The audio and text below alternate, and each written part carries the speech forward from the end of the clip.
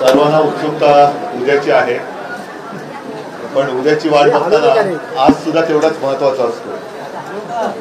आणि आज सचिनजी तुम्ही तुमच्या सर्व जीवाभावाच्या कार्यकर्त्यांसह शिवसेनेमध्ये प्रवेश करतात. तुमचं मी स्वागत करतो. आणि जी एक तुम्ही व्यथा मांडली की तुमच्याबाबत अन्याय पण नाही झाला पण न्याय पण मिळाला नाही, मी तुम्हाला शब्द देतो की तुम्हाला पश्चाताप होणार नाही.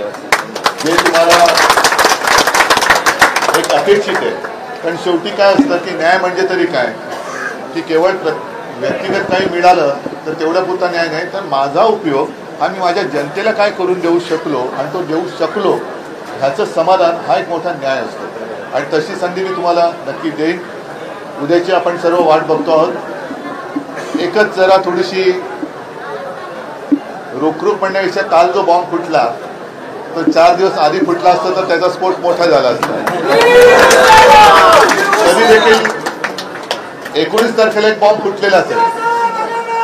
आणि हा नोटांचा बॉम्ब जो काही जरा थांब दे नोटांचा बॉम्ब जो काही वसई विदर्भला फुटला तो सुद्धा लोकांनी पाहिलेला आहे.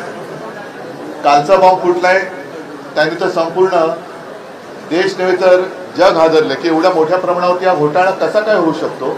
आता या घोटाळेबाजांचं काय करणार हा प्रश्न केंद्र सरकारला विचारला पाहिजे. असो, त्याच्यावरती मी नंतर बोलायचं तेव्हा बोलेन. पण तूर्त मी सचिनजी तुम्हाला आणि तुमच्या सर्व सहकाऱ्यांना एक वचन देतो की परत एकदा सांगतो की तुम्हाला पश्चाताप होणार नाही. तुम्ही आता शिवबंधन बांधलेलं आहात. तुमच्या मनात जे काही करण्याचं आहे ते करायला पूर्ण संधी दिल्याशिवाय मी राहणार नाही. एवढीच एक मी तुम्हाला वचन देतो. धन्यवाद. शुभेच्छा. जय हिंद, जय महाराष्ट्र.